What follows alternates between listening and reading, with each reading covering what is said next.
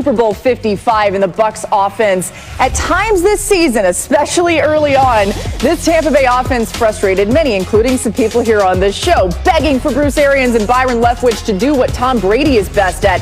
The reality is, complicated offseason with new pieces, including a new quarterback. Eventually, it started to click. Bruce Arians on the radio today about that turning point. What if he had told you in your second year, Coach, we're going to have Tom Brady at quarterback, and you're going to be playing the Super Bowl at home at Raymond James Stadium? What are you smoking or drinking, and get me some?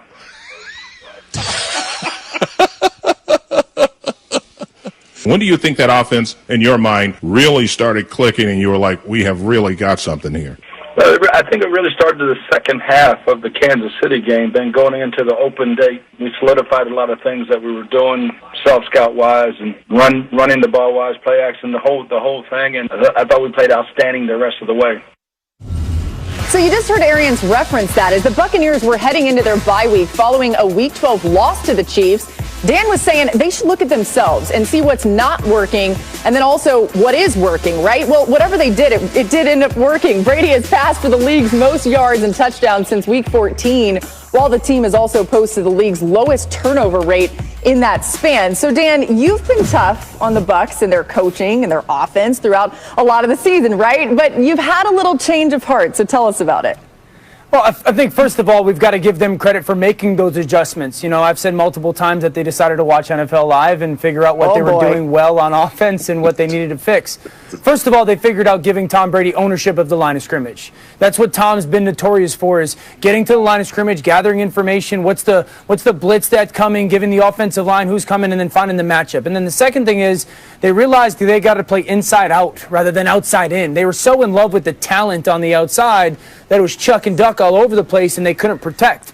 And what they did was realizing, okay, if we keep Brady protected, they're going to be great, and those guys will win on the outside. That's why we've heard BA reference all that play-action pass. But watching them last week, it brought me back in time. You know, when they needed a big play, it's always been Tom Brady finding Rob Gronkowski. Years ago against the Chiefs, it was the slants. Against the Rams in the Super Bowl. But this time, it's the screen pass. It's the second most important play of the game. You see Scotty Miller on that orbit motion and then return. And then they got the inside zone fake. So watch everybody on the defense. Like, their vision is completely to the left side of your screen, right side of the football field.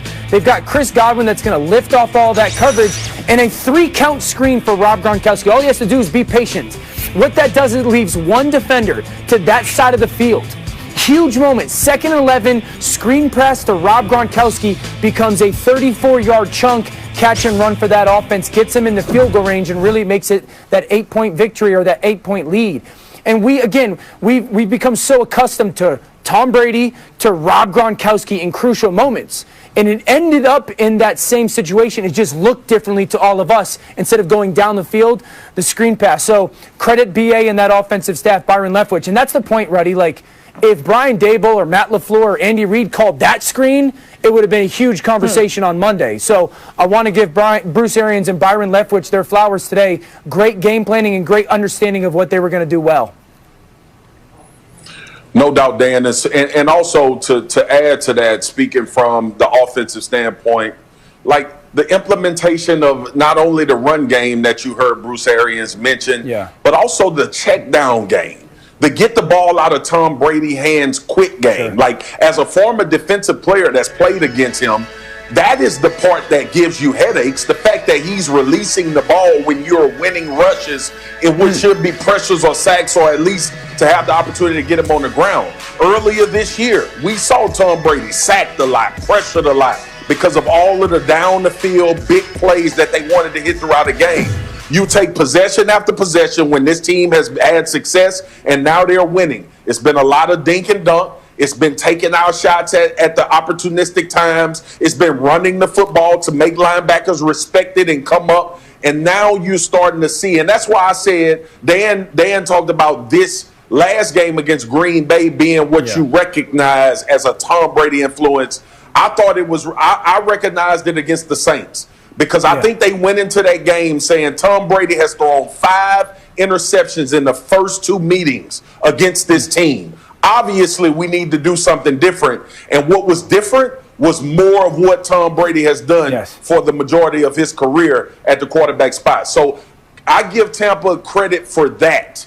Like Dan is saying, more of a Tom Brady influence, more of what he's comfortable with doing. And that's what every team with a quarterback should be trying to do anyway.